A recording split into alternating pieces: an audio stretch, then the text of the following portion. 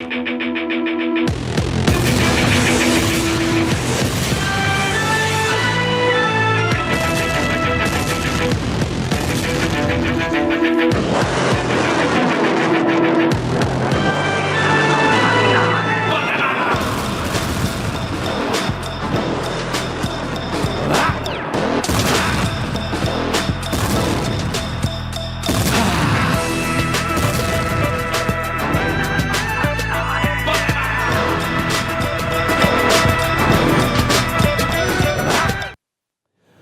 हर भारतीय का सीना गर्व से चौड़ा हो गया है। हर हिंदुस्तानी को अपने वीर सैनिकों पर बहुत गर्व है।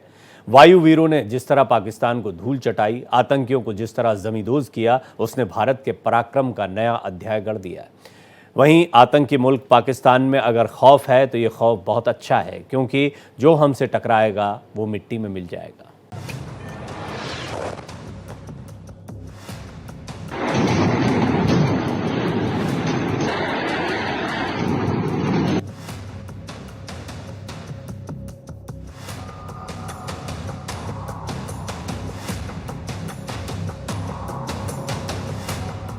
हमारी भारतीय सेनाओं ने अपने अद्भुत शौर्य और पराक्रम का परिचय देते हुए एक नया इतिहास रच दिया है। ये मोदी है, वादा करता है तो निभाता है।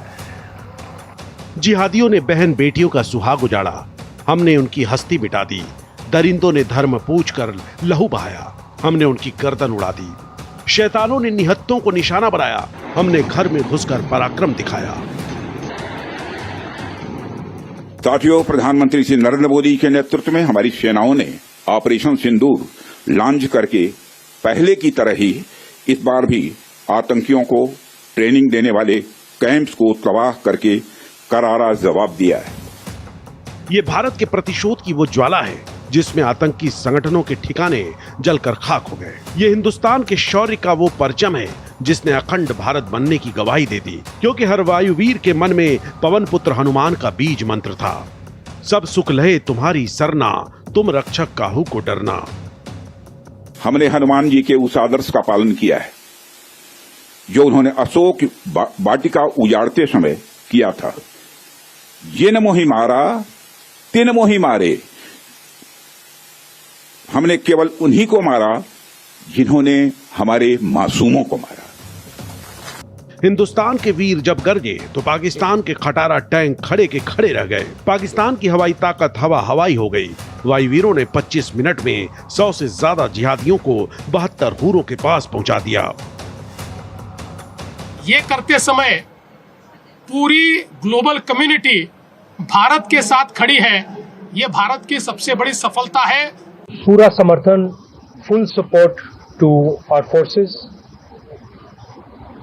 Best wishes to them, much love to them, complete support from the Congress party and the Congress working committee. आतंकवाद को जड़ से खत्म करने के लिए जो सरकार फैसला लेना चाहे, सरकार के साथ समाजवादी पार्टी है।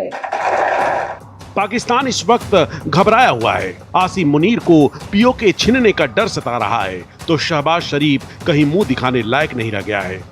अब भारत का ये जो दृढ़ संकल्प है, भारत की जो बड़ी सामूहिक और सूझबूझ के साथ बड़े विवेकपूर्ण ढंग से जो रणनीति दिखाई दे रही है, ये बड़ी बात है कि उन्होंने बदला लिया। भारतीय नागरिकों को अगर जरूरत पड़ती है तो भारत की सेना के साथ युद्ध लड़ने के लिए तैयार होना चाहिए, मनोयोग से, तन से, मन से और धन से। बातचीत से, डायलॉग से जो संभलता नहीं है उसको सबक सिखाना पड़ता है। इस मामले में भारत ने बहुत विवेक के साथ, समझदारी के साथ कदम उठाया। संपूर्ण राष्ट्र में भारतीय सेना का महिमा मंडन हो रहा है। मोदी सरकार का डंका बज रहा है। साथ ही दुनिया को स्पष्ट संदेश है कि यह नया भारत है जो अपने शत्रुओं को मिट्टी में मिलाने का सामर्थ्य रखता है। Bureau report, Bharat express. आज का दिन आप लोगों के लिए बहुत सारी चर्चाओं को सुनने का, बहुत सारी जानकारियां आपको मिल रही है। कई लोग खुशी भी मना रहे हैं। बहुत कुछ है आज के दिन में। अब सवाल एक ही रह जाता है अभी तक आते आते, और जिस पर मैं सुबह से बात कर रहा हूं लगातार मेहमानों से, वो सवाल आपके जहन में ये है कि आगे क्या होने वाला है और क्या ये जो कार्रवाई हुई ये कार्रवाई हो गई है या इससे इतर आगे की कोई कार्रवाई हो। हालांकि भारत का स्टैंड क्लियर है, हम एस्केलेट नहीं करना चाहते हैं। युद्ध हम पर थोपा जाएगा तो उसके अलावा कोई विकल्प नहीं रह जाएगा।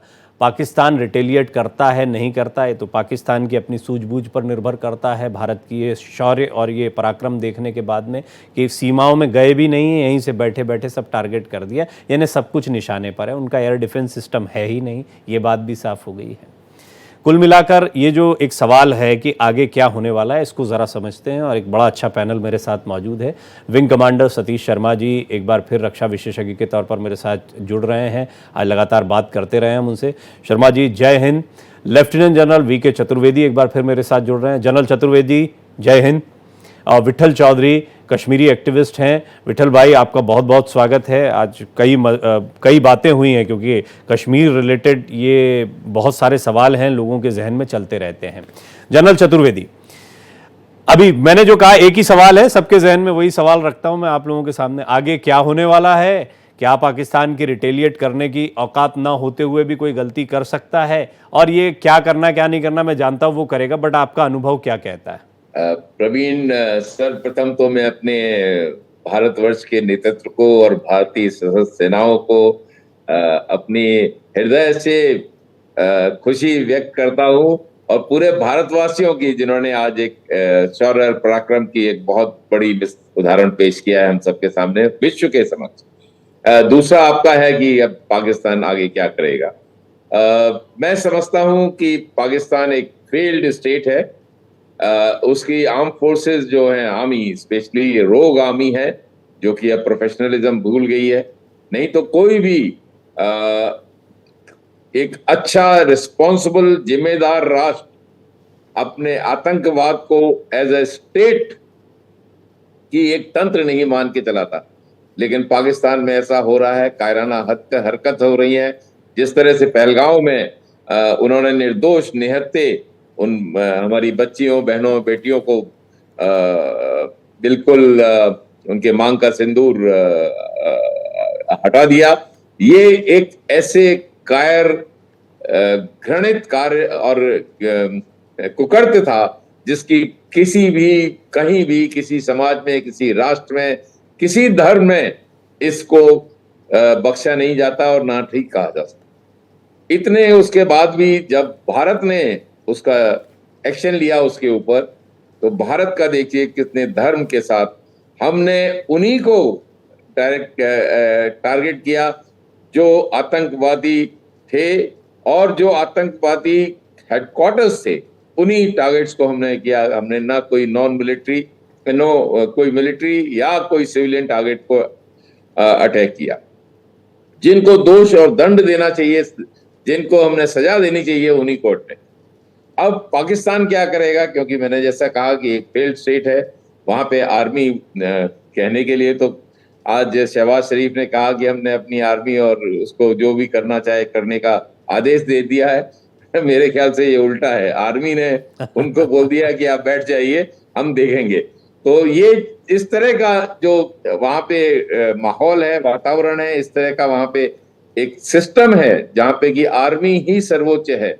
और आर्मी के जो चीफ हैं इस वक्त जनरल आसिम मुनीर, मैं समझता हूं कि वो चीफ बनने के लायक नहीं है, क्योंकि जिस तरह से उन्होंने वो भाषण दिया है अपने प्रवासी पाकिस्तानियों को, और जिस तरह से उन्होंने टू नेशन थ्योरी और हिंदू मुस्लिम की बात की है, कोई भी आर्मी का चीफ पूरे विश्व में नहीं करेगा। वो एक प्रोफेशनल सोल्जर की तरह बात करेगा। अभी विंग कमांडर शर्मा कह भी रहे थे, मुल्ला मुनीर बोलते हैं वो, उसको मुल्ला मुनीर बोलते हैं, और वो उसकी वजह भी है, बहुत लोग बोलते हैं।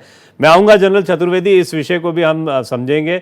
बाकी के दोनों मेहमानों से भी मैं ओपनिंग कमेंट ले लेता हूं उनके। विंग कमांडर शर्मा, आपसे कई बातें हुई, अभी एक बात मुझे ये बताएं सबसे पहले, इसी सवाल से मिलता जुलता, हालांकि मुझे हंसी भी आती कई बार कि हम लोग जिज्ञासावश ये पूछते हैं, आर्मी को जो करना है वो आर्मी को करना है, हम चाहे जो करते रहेंगे, वो क्या करेंगे, वो क्या करेगा, क्या नहीं करेगा, लोगों में जिज्ञासा होती है। लेकिन जब आप जैसे एक्सपर्ट्स बैठते हैं तो लोग ये जानना चाहते हैं कि क्या कुछ चल रहा है वहाँ, क्या हो रहा होगा, सही सही इन्फॉर्मेशन मिल जाए।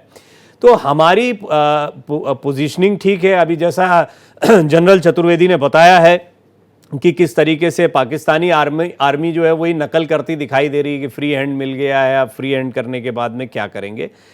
लेकिन क्या आपको लगता है कि हमारी पोजीशनिंग अब इस लेवल पर है कि पाकिस्तान का एक हमला हुआ और हो सकता है कि अभी तक जो हमने एक हद बना रखी है कि हम सिर्फ आतंकी ठिकानों को टारगेट करेंगे, उससे आगे बढ़ें? ये तो चिन्हित हो ही गया है कि अगर हमें कहीं टारगेट करना हुआ तो हम किसी हेडक्वार्टर पर क्यों नहीं कर सकते हैं, हम उस जगह पर क्यों नहीं कर सकते हैं जहां पर हथियार ही रखे हैं।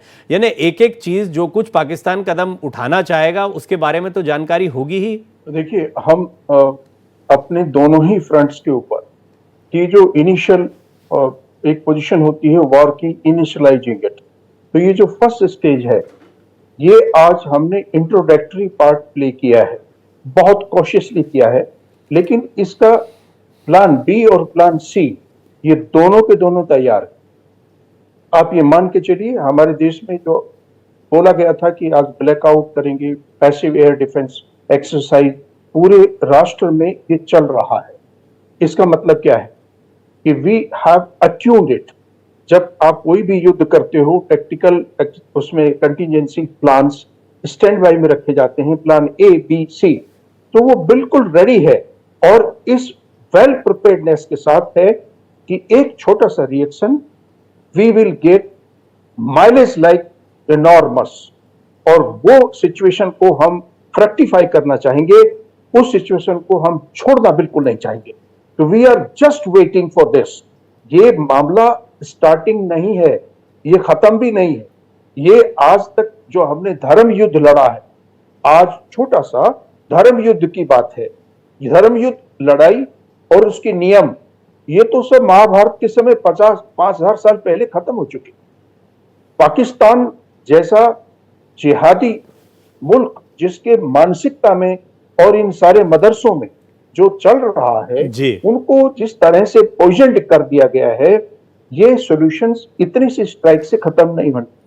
इसका परमानेंट इलाज करना होगा। मुझे आपने अच्छा किया कि आपने कनेक्ट कर दिया जो हमारी पिछली चर्चा चल रही थी। मुझे लगता है लगभग इसी बिंदु पर आई थी। जनरल चतुर्वेदी को भी उसमें जोड़ेंगे, आपसे भी इस पॉइंट पर आगे बढ़ूंगा। और विठल भाई, एक छोटा शॉर्ट कमेंट आपका ले लेता हूं, फिर ब्रेक के बाद में डिटेल में आपसे बात करूंगा। लेकिन विठल भाई, मुझे बताएं कश्मीर में क्या बदलने वाला है? इस जहनियत वाली बात पर तो हम थोड़ा डिटेल में बात करेंगे अगले सेगमेंट में, लेकिन आपको लगता है ये जो अभी हालात बने हैं आज की तारीख से लेकर, कश्मीर में कुछ बदलाव आपके लिए अपेक्षित हैं? आपका एक्टिविज्म जो चलता रहा है उसमें क्या कोई अपेक्षाएं बढ़ती हैं? देखिए, सबसे पहले तो आपके चैनल के माध्यम से पूरे देश को बधाई। मुझे लगता था लास्ट टाइम भी जब हमारी डिबेट में मैं आया था तो मैंने बोला था कि आर्मी को जो काम करना है वो करेंगे, बाकी सारा स्पेकुलेशन है। एंड हमारी देश की जो आर्मी है बहुत ही प्रोफेशनल आर्मी है और they know when to strike, how to strike. तो उन्होंने वो साबित कर लिया आज भी। अब वो पाकिस्तान जो मर्जी बोलता रहे, उनका they are very good at social media, उस पर वो बड़बड़ कर रहे हैं तो उनको करने दीजिए। Let them be happy on Twitter and दो स्पेसेस। वहाँ भी हमारे लोग उनसे जो कर रहे हैं वो कर रहे हैं। मुझे लगता है कश्मीर के बारे में जब हम बात करते हैं, जब आप टेरर टारगेट्स को डायरेक्टली टारगेट करते हैं, जहाँ से टेररिज्म जहाँ पे पनपता है, पाकिस्तान इससे, और हमें ये समझना है, और मैं जब भी मैं आता हूँ मैं ये बात बोलता हूँ कि लड़ाई इंडिया वर्सेस पाकिस्तान की बाइनरी से हम नहीं देख सकते हैं।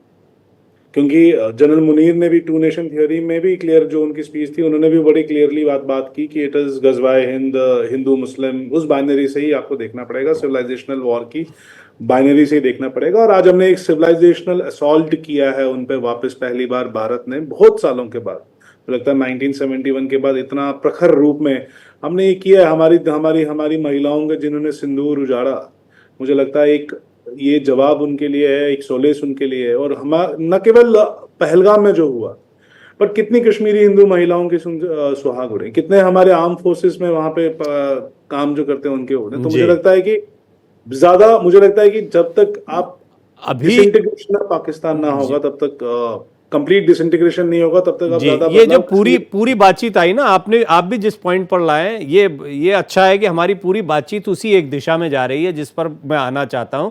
अभी तक जितनी बात हुई है उससे एक पॉइंट ये समझ में आता है कि ये जो जहनियत है, आतंक की आखिरी जमीन ये दिमाग में चलता है, और ये क्या घर में क्या बाहर, अगर ये चलता रहा, ये देखिए किसी धर्म से इसको सीधे सीधे जोड़ देना ये बड़े गड़बड़ बात होती है। इसको हिंदू मुसलमान बना देना बड़ा आसान होता है। ये बात ऐसा नहीं है कि मुसलमान की बात हो रही है कि हिंदू की बात हो रही है, ये बात है आतंकी जहनियत की, अपने देश को देश न समझने की और वो जहर घोलने वालों की।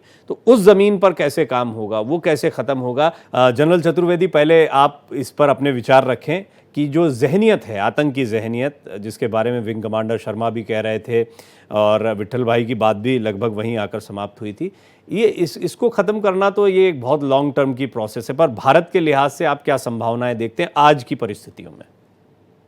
जैसा प्रवीण भाई आपने कहा कि ये जो सोच है आतंकी की, ये आइडियोलॉजी है, इसको खत्म करना इतना आसान नहीं है। जब तक पूरी सोच नहीं बदलेगी, इनकी जहन में एक अच्छी विचारधारा नहीं आएगी, तब तक ये नहीं होगा। लेकिन जो मिलिट्री एक्शन है, बाकी के मेजर्स हैं, उन सब से हम इसको कंट्रोल जरूर कर सकते हैं। और उसी दिशा में ये अभी आज का जो हमने कल रात में जो हमने एक्शन लिया है, वो उसी दिशा में एक बहुत ही सफल और सकारात्मक एक्शन था।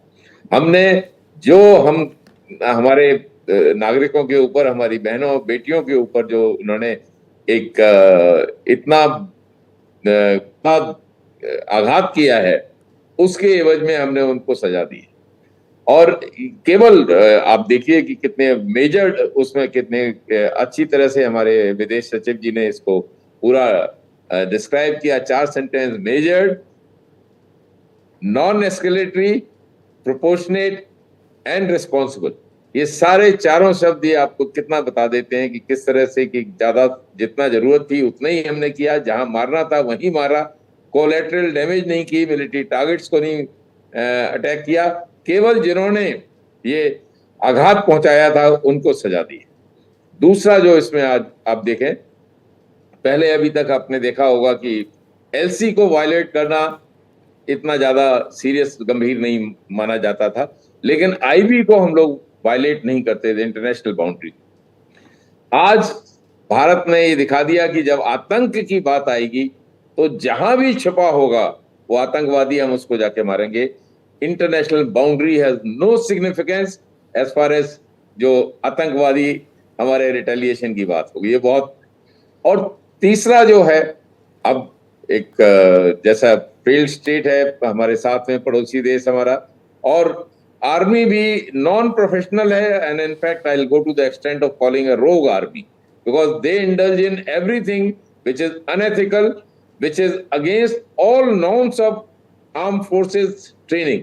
जो हम लोगों को बहुत कुछ सिखाया जाता है। उन्होंने देखिए कैप्टन सौरभ कालिया के जब प्रिजनर ऑफ वॉर बनने के बाद क्या ट्रीटमेंट दिया, जो कि भारत ने उनके डेड्स को भी, जो नॉर्दर्न लाइट इन्फेंट्री के जो वहां पे उनके सोल्जर्स होते हैं, उनको भी सम्मान के साथ उनका लास्ट अंतिम। हाँ, कोई एथिक्स तो नहीं है उनके। दूसरा, वहां का फौजी जो है, और जैसे बड़े अधिकारी हैं, एक हमारे यहाँ पर होते हैं अधिकारी फौज के, वो अपने काम से काम, वहां तो राजनेता बन जाता है ना, वहां का फौजी कहाँ रहता है। दूसरा जो नीचे होता है वो आतंकी होता है, क्योंकि आतंकी और उसकी ट्रेनिंग एक जैसी होती है, तो वो सोच भी उसी तरीके से डेवलप होती है। वो देश की सुरक्षा नहीं कर रहे, वो तो अपनी सुरक्षा कर रहे हैं और मारकाट मचाने के अलावा कोई काम नहीं है। खैर, इसको थोड़ा सा और डिटेल में बात करेंगे, सेगमेंट ज़रा छोटा रहेगा। तो विंग कमांडर शर्मा, मुझे ये थोड़ा सा आप बताएं कि अभी हम कहते हैं कि एस्केलेशन नहीं हो, हम नहीं चाहते किसी तरह का एस्केलेशन हो, लेकिन इसके बावजूद पाकिस्तान पर एक दबाव बना हुआ है, पाकिस्तान एकदम से बौखलाया हुआ है, अंदर घुस के मारा है। बात पीओके तक सीमित नहीं है, उसके अंदर वहाँ हमला हुआ है। आपको क्या लगता है कि पाकिस्तान इससे कैसे कोप अप करेगा इंटरनली, और क्या अपने यहाँ पर मीडिया में, हालांकि झूठी सच्ची खबरें चलाकर किसी तरह से कर रहा है, माहौल बनाने का प्रयास कर रहा है, लेकिन कुछ तो करना पड़ेगा उसको। डॉक्टर प्रवीण तिवारी जी, देखिए पाकिस्तान का जो डीएनए है ना, उसमें इस कदर टेररिज्म के साथ साथ हैवानियत घुसी हुई है। अभी जो जनरल चतुर्वेदी बात कर रहे हैं, ये सारी बातें इंसानियत की होती हैं और इंसान ही इनको समझ सकते हैं। वहां पर मुनीर कभी भी शांत नहीं बैठेगा, एक पार्टी समझ लीजिए, और पॉलिटिकल पार्टी को तो वहां कुछ है ही नहीं। तो एडिंग और एबेटिंग, जब भी आप रेडिकलाइज करते हैं और उस मानसिकता से वो पूरा देश ही रेडिकलाइज हो जाता है, उसके सारे सेगमेंट्स हैं, उनको फंडिंग करना, फेस सेविंग एक्ट के लिए ये जो टेरर को, जिस तरह आतंकवादी को परपरेटर रहा है, और इसने जानबूझ करके, मुल्ला मुनीर ने ये जानबूझ करके करवाया है। ऐसा नहीं था कि ये उनको किसी और, इसको कोई एडवांटेज पोजीशन पर यही था कि वो उसको अपनी पोजीशन सेव करनी है, सेल्फ जो भी उसका मोटिवेशन है, लेकिन वो कुछ जो करना चाहता था कि हिंदू मुस्लिम हो जाए, इंडिया में हो जाए, वो चीज नहीं हो पाई। तो यहां उसका पावर वो फेल हो गया है। दूसरा, अवश्य वो डॉग फाइट कंडीशन के अंदर कुछ न कुछ करेगा। आप ये मान के चलिए कि इस स्थिति पर, जैसे पिछली बार हुआ था, हमारे बाइसेप ने ही उसके F-16 को ठोक दिया, तो वो पोजीशन में मिसाइल्स कहीं से मारेगा, कुछ न कुछ वो जरूर फेसिंग पे करेगा, ताकि ये वार एस्केलेशन की तरफ जाए और फिर जो अदर कंट्रीज हैं वो बीच में आकर के और उसके बचाव की पक्ष में, मुझे ऐसा महसूस हो रहा है। जी हाँ, और ये भी लगता है कि जिस तरह के हालात, ये वक्फ को लेकर एक माहौल बनाने की कोशिश है। एक आंतरिक राजनीति होती है, आंतरिक राजनीति में बहुत कुछ होता है, लेकिन फिर उसका इस्तेमाल बांग्लादेश से सटे हुए बंगाल में जिस तरह के हालात, फिर बांग्लादेश की स्थितियाँ क्या हैं, वो भी आजकल पाकिस्तान के इशारों पर चल रहा है। वहाँ से होते होते असीम मुनीर के फिर ये बयान आना, उसके बाद पहलगाम का अटैक होना, धर्म पूछकर लोगों को मारना, कुल मिलाकर ये साजिशन दिखाई पड़ता है। लेकिन विंग कमांडर शर्मा, आप अपनी बात को भी पूरा करें। और दूसरा बात एक यही थी कि क्या यहीं तक, मतलब ये जो कार्रवाई हो गई, ये हो गई है, या अभी इतनी कार्रवाई से हम संतुष्ट नहीं हो सकते, या कार्रवाई के पहले इसी तरह से स्टैंड लिया जाता है कि देखिए ये एक फेज हो गया, अब अगला फेज देखते हैं। डॉक्टर प्रवीण जी, सबसे बड़ी बात यह है, इंटरनेशनल सिनेरियो को और जो रूस और यूक्रेन में चल रहा है, इसी पोजीशन में ये दोनों super powers, America, Russia, China, इसमें आप रशिया को थोड़ा माइनस कर दीजिए, लेकिन बांग्लादेश में जो हमारे साथ हुआ ये पिछले 1 साल, आप इसको नजरअंदाज नहीं कर सकते, क्योंकि ये सब कंट्रीज ये मानती हैं कि हमारी ग्रोथ, इकोनॉमिक ग्रोथ 8% के ऊपर है। आप इस चीज को समझिएगा। ट्रेड वॉर में भी we are at advantageous position. तो एक चाइना जिस तरह से बैकवर्ड कर दिया है, बांग्लादेश को they wanted to field against India, और ये बहुत तगड़ी योजना थी कि बांग्लादेश और इंडिया का हिंदू के नाम पर, सेविंग के नाम पर, कि भारत उस पर अटैक करे। इस सिचुएशन को अपने देश के प्राइम मिनिस्टर और पॉलिटिकल आवर्स ने बहुत अच्छे से हैंडल किया। हम चाहते तो इससे बड़ा रिएक्शन हम बांग्लादेश पे दे सकते थे, लेकिन उसको रोका गया। जब उनका वो ट्रम्प कार्ड फेल हो गया, तब उन्होंने, मुल्ला मुनीर ने ये दांव चला है। इसको आप इंटरनेशनल सिनेरियो पर देखिएगा। इजराइल हमास बंद नहीं हुआ है, यूक्रेन रशिया बंद नहीं हुआ है। अब ये फ्रंट ईरान के साथ जो चल रहा है, पाकिस्तान हिंदुस्तान शुरू हो जाए, ये जाएगा, एस्केलेट करेगा, और ये वर्ल्ड वार की सिचुएशन में भी कन्वर्ट होगा। पोजीशन ये है कि आज जो माइलेज गेन किया है, ये सिचुएशन में मुल्ला मुनीर क्या करता है, केवल इस बात के ऊपर आप थोड़ा विराम ले सकते हैं, लेकिन इसका फैसला तो होकर रहेगा। और ये भी मैं आपको बता दूं, थोड़ा सा मुझे एस्ट्रोलॉजी का ज्ञान है, कि आज की जो ये पोजीशन चल रही है 2027 तक, हिंदुस्तान को मजबूरन इनके साथ युद्ध में कूदना पड़ेगा। They will compel you to do that. वो आज की सिचुएशन है, आप इसको कुछ टाइम बाय कर सकते हो। We have won this first phase, लेकिन be prepared for second phase, और इसको हम आसानी से नहीं ले सकते, क्योंकि ये अब अगला जो हमारा अटैक होगा, उसमें चाइना भी ये चाहेगा, इवन यूएस चाहेगा कि हमारे को किसी भी तरह से इकोनॉमिकली वो डाउन करे, क्योंकि अब ये वॉर गेम बंद नहीं होगा। केवल एक पोजीशन है आज की तारीख में, how Mullah Munir is going to react. No, it's an interesting point. तो मैं विठल भाई आपके पास आना चाह रहा था, लेकिन इजाज़त दीजिएगा मुझे, मैं जनरल चतुर्वेदी को इस पर ज़रूर इस पर रिएक्शन लेना चाहूँगा, क्योंकि सीधा उनका विषय है ये। आप पहले तो कितना इत्तेफाक रखते हैं general Chaturvedi, wing commander Sharma जो कह रहे हैं उस बात से, और दूसरा, क्या आपको लगता है ये एस्केलेट होगा, जो कि हम नहीं चाहते हैं, जैसा हमने कहा है सार्वजनिक तौर पर? और दूसरा, एस्केलेट होता भी है तो फिर सिचुएशन क्या है? मतलब क्या पाकिस्तान पर कब्जा, भारतीय सेनाएं वहां हो, वहां पर कुछ हो, मतलब बहुत सारी चीजें हैं जो फिर दिमाग में आ जाती हैं। बट कितना आप तो पहले इत्तेफाक रखते हैं इस तस्वीर से? Praveen, with due respect to wing commander Satish, I do not, मैं उनसे पूरा एग्री नहीं करता। भारत एस्केलेट नहीं करना चाहेगा, उन्होंने कहा भी है, बिल्कुल इट इज, विदेश सचिव ने कहा भी है, लेकिन डर जरूर है कि पाकिस्तान की तरफ से कोई ऐसी रिएक्शन, ऐसे गैर जिम्मेदारान हरकत हो। विंग कमांडर शर्मा भी यही कह रहे, कंपेल कर दिया जाए, बाध्य कर दिया जाए, वो भी यही कह रहे हैं, उनकी भी वर्डिंग यही है। नहीं, कंपेल का मैं कहूंगा तब भी भारत मिलिटरीली इसको एस्केलेट नहीं करना चाहेगा, लेकिन और बहुत कुछ इकोनॉमिक होगा, पॉलिटिकल होगा और डिप्लोमेटिक होगा, वो सब चलते रहेंगे। अभी पानी का है, और भी बहुत कुछ हो सकता है, सब चीजें यहाँ पे हम लोग डिस्कस नहीं कर सकते, लेकिन बहुत सी कुछ।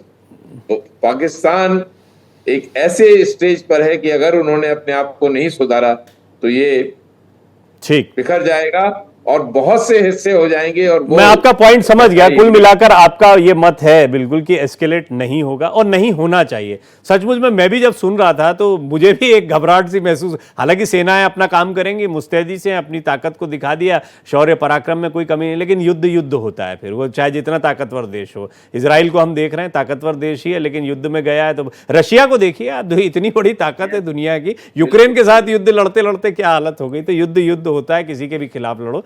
विठल भाई, ये अब एक सवाल यही आ रहा था कि पीओके जो है उसके बारे में, क्योंकि आप थोड़ा बेहतर बता पाएंगे कि किस, ये जैसे आतंकी कैंप मुजफ्फराबाद के कई ख़त्म कर दिए गए हैं, हालांकि पहले भी एयर स्ट्राइक हुए थे, बट ये जो इस तरह के स्ट्राइक्स होते हैं, ये जो एक्शंस होते हैं, इनको कितना आप कितना एक कदम आगे मानते हैं कि हाँ अब आप पीओके की तरफ बढ़ रहे हैं? देखिए, मेरा विषय तो नहीं है, I am not an expert, but जितना मैं, तो जो आप प्रश्न कर रहे थे दैट वाज वो बहुत अच्छा डिस्कशन था। आपके प्रश्न से आने से पहले 1 मिनट में अपना ओपिनियन प्लीज प्लीज प्लीज रखें अपनी बात। इम्पोर्टेंट क्या है कि ये समझना कि इंडिया डिप्लोमेटिकली ये वॉर को ऑलरेडी जीत चुका है, क्योंकि आपने आप देखा होगा कि commerce is the thing that which runs this world. कल इंडिया ने यूके के साथ फ्री ट्रेड एग्रीमेंट साइन किया, उससे पहले हमने अमेरिका के साथ ट्रेड एग्रीमेंट साइन किया, जहां हमने उनको छूट दे दी, टैक्स में रिबेट्स देना शुरू कर दिया, जो डोनाल्ड ट्रंप ने कल बोला भी। चाइना के लिए India itself is a big market, a lot of exports from China happens in India. तो आप ये समझिए कि हम डिप्लोमेटिकली ये लड़ाई हम ऑलरेडी हम पाकिस्तान से बहुत आगे, हमने उनको, क्योंकि आप उनके स्टेटमेंट्स देखिए वर्ल्ड लीडर के all over the world, the statements are not completely against India, they are, उनको जो पोस्टरिंग करनी है वो पोस्टरिंग कर रहे हैं, बट वो शांत बैठे हुए, they are not too much. अब हाँ, escalation will happen from Pakistan, हम ये बिल्कुल मान के चलें कि वो करेंगे ही करेंगे। दे, और एस्केलेशन में जो एलओसी पे, एलसी और इंटरनेशनल बॉर्डर्स पे जो अभी 15 हमारे लोग मारे भी गए हैं, अभी हिंदू भारतीय लोगों को उन्होंने किया है, शेलिंग कर रहे हैं, वो सिविलियन एरियाज पे शेलिंग कर रहे हैं, क्योंकि वो जैसे जनरल साहब ने बोला कि दैट दे आर अ रोग स्टेट, एक रोग नेशन है, that will happen. And in a war, that always happens. With due respects, I am not in favor of war, but I think there was a time जब अगर हमारे religion में भी हम अपने स्क्रिप्चर्स में देखें, महाभारत को टालने के लिए भगवान कृष्ण ने बहुत सारी कोशिशें की और लास्ट में जाके महाभारत होना अनिवार्य हो गया। विठल भाई, जो कंपेल शब्द का इस्तेमाल किया है विंग कमांडर शर्मा ने, वहीं पर सारी बात आ रही है।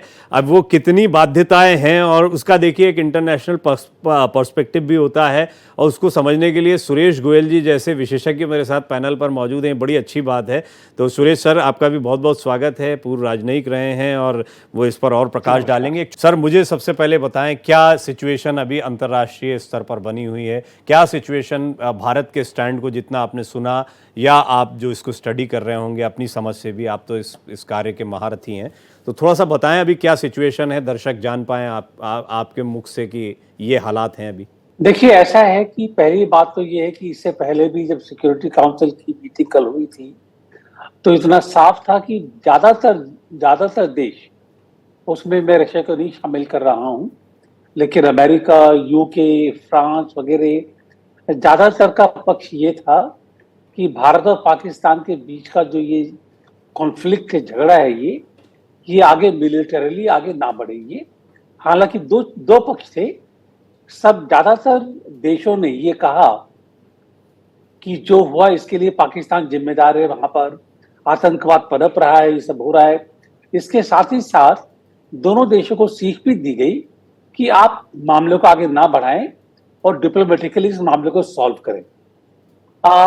एक तो बात ये है, अगर आपने सवेरे जो है अटैक होने के बाद में ट्रंप की जो स्टेटमेंट है जी, उसको सुना हो जी, तो उसका भी यही था कि भारत भी हमारा दोस्त है, पाकिस्तान भी हमारा दोस्त है, हम नहीं चाहते हैं कि दोनों के बीच झगड़ा हो। तो बावजूद इसके कि मामला आगे बढ़ गया है, यूएसए अभी भी बिल्कुल एक जो कैंप चूज करने के लिए तैयार नहीं है। मेरा ख्याल है ज्यादातर देश जो है इस टाइम पर पोजीशन में ये हैं, ज्यादातर देश जो कि पोजीशन में है, पावर पोजीशन में है कि ये मामला आगे बढ़े। एक तो चीज ये है। दूसरी चीज ये है कि हमने आज किया, ज्यादातर देश इसको सहमत हैं, समर्थन कर रहे हैं। इसके साथ में ये भी है कि उनकी उम्मीद ये है कि पाकिस्तान इस मामले को आगे ना बढ़ाएं। लेकिन अगर देखा जाए, मेरे पास अभी भी खबर आई थोड़ी देर पहले कि शहबाज शरीफ के ऑफिस ने, और ये मैं पढ़ रहा हूं वहां से, कि उन्होंने ये कहा है, अपनी आर्मी को अथॉरिटी दी है कि वो भारत के जो एक्शन है उसके खिलाफ एक्शन लेने के लिए स्वतंत्र हैं, जो चाहे वो कर सकते हैं। ये उसकी उम्मीद भी थी। तो मेरे को उम्मीद ये है कि कहीं ना कहीं एक्शन लिया जाएगा। पहले मेरे को उम्मीद ये थी कि जो पाकिस्तान से खबरें आ रही थी कि ब्रिगेड हेडक्वार्टर्स में ये किया, भारत के प्लेन ये गिराए गए, सही या गलत हो जो भी हो, जब इस तरह के एक्शन शुरू होते हैं, काफी सारे नैरेटिव शुरू होते हैं, सही भी गलत भी। कुछ ऐसे भी होते हैं जो कि अपनी जो ईगो को शांत करने के लिए, उसको सेटिस्फाई करने के लिए होते हैं। लेकिन ये था। लेकिन अब मुझको ये लगता है कि इसके बाद में कोई ना कोई दूसरा एक्शन पाकिस्तान की तरफ से जरूर होगा। अब क्या होगा वो देखना है। तो मैं खाली ये कहूंगा कि उम्मीद मेरे को ये है, और मैं ये जस्ट होप कि पाकिस्तान की तरफ से जो भी एक्शन होगा वो ऐसा नहीं होगा कि मामले को आगे बढ़ाए वो। तो जनरल चतुर्वेदी, थोड़ा इस पर कमेंट करें आप, क्योंकि ऐसा लगता है कि ये बात इतने सस्ते में नहीं निपटेगी कि हमने एक स्ट्राइक कर दिया है, बात खत्म हो गई है, अमेरिका ने कुछ कह दिया, अब चलो शांत हो जाओ, ठीक है, हो गया, ऐसे नहीं चलेगा। प्रवीण जी, जो मैंने इसके पहले जो बोला था, मैंने कहा escalatory to the level of युद्ध, उस वक्त सेकेंड वर्ल्ड वॉर उससे। लेकिन मैं थोड़ा बहुत एग्री करता हूं जिसमें कि पाकिस्तान जरूर थोड़ा बहुत रिटेलिएट करेगा। इसके बियॉन्ड उसकी कैपेबिलिटी नहीं है। अगर आप इसको यूक्रेन से कंपेयर करना चाहें, यूक्रेन के पास नेटो का सपोर्ट था जब ये सब शुरुआत हुई। आज पाकिस्तान के पास किसका सपोर्ट है? टर्की और चाइना। चाइना भी एक चीज नहीं देगा, क्योंकि चाइना को मालूम है कि आज भारत के साथ उसका रहना कम से कम ऊपर से तो दिखा के करेगा ही कि भारत के साथ रहे, क्योंकि उसकी इकोनॉमी सारी भारत के ऊपर निर्भर है। दूसरा, पाकिस्तान के पास आज उसके पास एमुनिशन की कमी है, उसके पास फ्यूल की कमी है, उसके रडार्स ऑफ रोड पड़े हुए हैं, उसके J-17 most of them are flying off road because of spares. ऐसी स्थिति में वो कहां करेगा? और बलूचिस्तान में घिरा पड़ा है, पख्तूनवा में घिरा पड़ा है, और एक और फ्रंट खोल लेगा जो कि फुल फ्लेज फ्रंट होगा। कहां जाए? उसके पास आज ठीक है, मतलब आपकी बात को ऐसे समझ सकता हूं, इसलिए वो नहीं करेगा। इज्जत बचाने के लिए कुछ दिखावा कर सकता है। That is all that they'll do. बस विंग कमांडर शर्मा, इज्जत बचाने के लिए कोई दिखावा करेगा, या आपको लगता है कि वो उसके पीछे फिर कोई खड़ा हो जाए? आपने एक ईरान वाली जो बात बोली, उससे मैं यहाँ बैठे बैठे टेंशन में आ गया। मैंने कहा ये बात तो बहुत लॉजिकल है कि एक वॉर फ्रंट वहां खुला हुआ है, इजराइल के, मतलब इजराइल में देखते हैं हम रशिया यूक्रेन का देखते हैं और तीसरा यहाँ खुल गया तो मामला उसी लेवल पर जा रहा है। देखिए, यूरोप में ऑलरेडी ये चल रहा है और आप इस चीज को समझिएगा, जितना मेरा एक्सपोजर इंटरनेशनल रहा है, कि यूरोप के अंदर भी इंक्लूडिंग आपका यूके एंड ये जर्मनी, इटली, यूक्रेन तो खत्म है, इसके अलावा भी वहां पर ये इस्लामिक कंट्रीज एक यूनियन बना करके पूरी यूरोप को तबाह करेंगे। वहां से ये मूव करेगा इधर, और पाकिस्तान तो पहले ही ये मान के चला है कि हम तो खत्म हैं, हम तो डूब गए सनम, तुमको भी ले डूबेंगे। ये सिचुएशन होगी ही होगी, और मुझे लग रहा है, it is my personal perception, may be wrong, PM Modi Pakistan को उसकी खुद की मौत मरने पर छोड़ा हुआ है। जब आप कसम खाते हो कि पीओके को हम लेकर रहेंगे, पीओके हमारा है, कब लोगे? इसके पीछे केवल एक स्थिति है कि जो हालात इकोनॉमिकली पाकिस्तान के हैं और क्षेत्रवाद, उसके जो रीजनल, बलूचिस्तान अलग है, ये अलग है, ये धीरे धीरे अपनी मौत मर जाएगा और उस समय हम मरते हुए में हमारा पीओके ले लेंगे। एक पॉइंट, अगर ऐसा नहीं होता तो आप ये मान के चलिएगा ये युद्ध में परिणत होगा और 100% होगा। अब आज मुनीर कितना चल करके रुक जाएगा या हम रोक देंगे, yes we do have a upper hand, वो हम ठीक है। पाकिस्तान क्या करता है क्या नहीं करता है वो एक अलग बात है, वो पाकिस्तान जाने, लेकिन भारत तैयार है और भारत ये मानकर चल रहा है कि आप रिटेलिएट करोगे तो उसके अंजाम भुगतने के लिए भी आप तैयार रहो। ये भी कह दे, हम चाहते नहीं है कि ऐसा हो, लेकिन ऐसा करोगे तो फिर मजबूरी है, फिर इसके अलावा कुछ कर नहीं सकते। विठल भाई, कश्मीर के बदलाव पर थोड़ा सा अपनी एक टिप्पणी करें। एक विषय जो था, अभी हमने देखा कि बहुत सालों बाद, मैंने सुबह से बात कर रहा हूँ, सुशील पंडित जी हों, अश्विनी हों, चाहे अमित रैना हो, आपसे बात हो रही, सभी लोगों से मेरी बात हुई और सबका एक सुर में एक बात ये कहनी थी कि हमने एक बदलाव तो देखा कि कैंडल लेकर यहाँ पर लोग निकले, जो 35 सालों में हमें देखने को नहीं मिला था। वो कितने लोग कैंडल लेके निकले, वो मुझे लगता है कि उसको वो देखना भी जरूरी है, क्योंकि नहीं, ये भी कहा मजबूरी रही होगी, क्या सोच रही होगी, किस मजबूरी में निकले, वो भी एक चीज तो स्पष्ट है। और एक चीज मुझे लगता है कि जितना भारत की सरकार और खासकर 2019 के 5 अगस्त 2019 के बाद हमने जो भी हमारा कश्मीर पॉलिसी रही है, थोड़ी बहुत हमें लगता है मुख्यतः से वो अपीजमेंट की रही है, बट लेकिन वो बहुत ही टफ पॉलिसीज भी रही है OGWs वगैरह के अगेंस्ट। और एक बात तो उनको पता लग गया है कि यू कैन नॉट, अब ये पहले का भारत नहीं है जहां पे भारत के झंडे को आग लगा दो और वहां के लोगों को मार दो और भारत उस पर रिएक्ट नहीं करेगा। ठीक। और वो कैमोफ्लेज है, वो बहुत अच्छे से जानते हैं, उनको आता है ये नौटंकी करना, और वही वो कर रहे हैं जो आप कैंडल लाइट दिखा रहे हैं, ये सब नौटंकी है। मुझे लगता है एक इस विषय पर तो अलग से चर्चा करनी पड़ेगी। ये जो आप कैमोफ्लेज या छद्मता जिसको कह रहे हैं ना, कि आपने दिखा दिया, एक चोला ओढ़ लिया, आपने दिखा दिया नहीं नहीं बड़ा गलत हुआ, लेकिन आपके मन में कुछ और चल रहा है, आप आतंकियों को शरण दे रहे हैं, जो कि एक सीधा साहब वो आपका पैसा चाहते हैं, वो किसी भी तरह से आपसे पैसे लेंगे और उसमें इकोनॉमिक्स धन घर चल रहा है, तो लिखा हुआ है अलतकिया ही होता है, और हमें समझना है कि हम पैसा। मैं समझ गया आपकी बात। सुरेश गोयल सर, एक फाइनल कमेंट आपका, क्या आपको लगता है कि ये एस्केलेट होने का मतलब युद्ध जैसी स्थिति है? अभी हमें ये जो जश्न मना रहे हैं, इनको कोई मैसेज देना चाहेंगे अभी देश में जो लोग?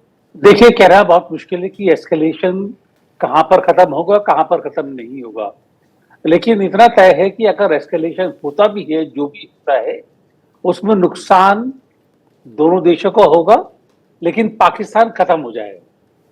लेकिन बात यह है कि जब when you are fighting with your back to the wall, मैं हिंदी में कैसे कहा मैं समझ नहीं पा रहा हूं, लेकिन जब आप लड़ाई कर रहे हैं लेकिन आपको बचाव की कोई स्थिति नहीं दिख रही है, तो उस टाइम पर आपके हाथ दिमाग में जो भी एक्शन आता है वो लेते हैं आप, चाहे सही या गलत हो।